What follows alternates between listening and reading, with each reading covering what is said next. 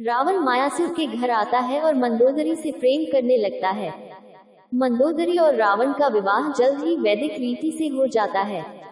मंदोदरी रावण के 3 पुत्रों को जन्म देती है, मेघनाद, इंद्रजीत, अतिकाय और अक्षय कुमार। 5 जोधपुर से 9 किलोमीटर उत्तर में स्थित मंदोर नामक शहर को मंदोदरी का पैतृक स्थान माना जाता है। कुछ स्थानीय ब्राह्मण रावण को अपना दामाद मानते हैं और यहाँ उसका एक मंदिर भी है। रावण की कमियों के बावजूद मंदोदरी उससे प्यार करती है और उसकी ताकत पर गर्व करती है। वह महिलाओं के प्रति रावण की कमजोरी से वाकिफ है। 9+1 धर्मपरायण महिला मंदोदरी रावण को धर्म की ओर ले जाने की कोशिश करती है, लेकिन रावण हमेशा उसकी सलाह को नजरअंदाज करता है। वह उसे सलाह देती है कि वह नवग्रह 9 दिव्य प्राणियों को वश में न करे जो किसी के भाग्य को नियंत्रित करते हैं, और वेदवती को बहकाए नहीं जो सीता के रूप में पुनर्जन्म लेगी और रावण के विनाश का कारण बनेगी। वाल्मीकि रामायण में मंदोदरी को एक सुंदर स्त्री के रूप में वर्णित किया गया है। जब राम के वानर दूत हनुमान सीता की खोज में लंका आते हैं तो वे मंदोदरी की सुंदरता से दंग रह जाते हैं। जब वे रावण के शयन कक्ष में प्रवेश करते हैं और मंदोदरी को सीता समझ लेते हैं। 5 जब हनुमान अंततः सीता को ढूंढते हैं तो वे रावण को सीता को मारने की धमकी देते हुए पाते हैं, जब तक कि वह उससे विवाह नहीं करती। जब सीता मना करती है तो रावण उनका सिर काटने के लिए अपनी तलवार उठाता है। मंदोदरी रावण का हाथ पकड़कर सीता को बचाती है।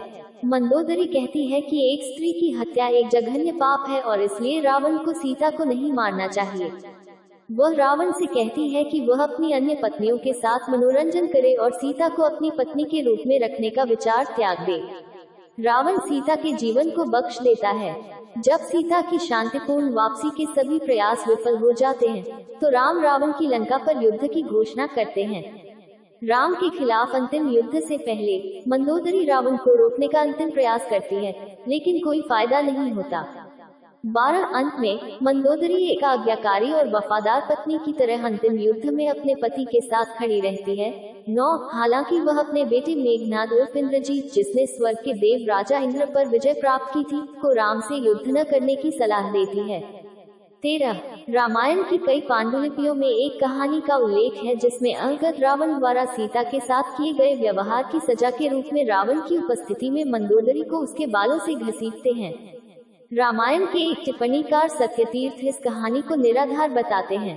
14 इस कहानी के अनुसार जब रावण के सभी पुत्र और योद्धा मर जाते हैं तो रावण अपनी जीत सुनिश्चित करने के लिए एक यज्ञ अग्नि बलिदान का आयोजन करता है। राम इस यज्ञ को नष्ट करने के लिए हनुमान और वानर राजकुमार अंगद के नेतृत्व में वानरों की एक सेना भेजते हैं। बंदरों ने रावण के महल में उत्पात मचा दिया, लेकिन रावण यज्ञ जारी रखता है। अंगद रावण के सामने मंदोदरी को उसके बालों से घसीटते हैं। मंदोदरी अपने पति से उसे बचाने की विनती करती है और उसे याद दिलाती है कि राम अपनी पत्नी के लिए क्या कर रहे हैं। क्रोधित रावण यज्ञ को छोड़ देता है। मंदोदरी फिर से रावण से सीता को राम को सौंपने की विनती करती है, लेकिन वह मना कर देता है। 15 अन्य रामायण रूपांतरणों में घटना का अधिक भयानक वर्णन मिलता है। कृत्तिवासी रामायण में बताया गया है कि बंदरों ने मंदोदरी को घसीटा और उसके कपड़े फाड़ दिए। विचित्र रामायण में हनुमान ही मंदोदरी को अपमानित करते हैं। थाई रूपांतरण रामकियन में बताया गया है कि हनुमान रावण के रूप में मंदोदरी के साथ सोते हैं और उसका सतीत्व नष्ट करते हैं, जिससे रावण के जीवन की रक्षा होती है।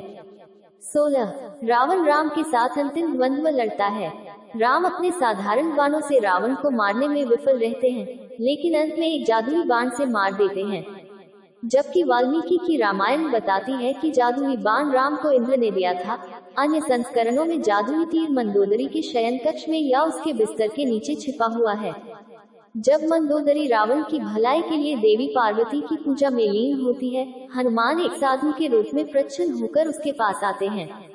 उसका विश्वास जीतने के बाद वह उसे बाण का गुप्त स्थान बताने के लिए छल करता है। हनुमान बाण छीन लेते हैं और राम को दे देते हैं, जिससे रावण का अंत हो जाता है। 17 मंदोदरी रावण की मृत्यु के दृश्य में अव्यवस्थित अवस्था में दिखाई देती है।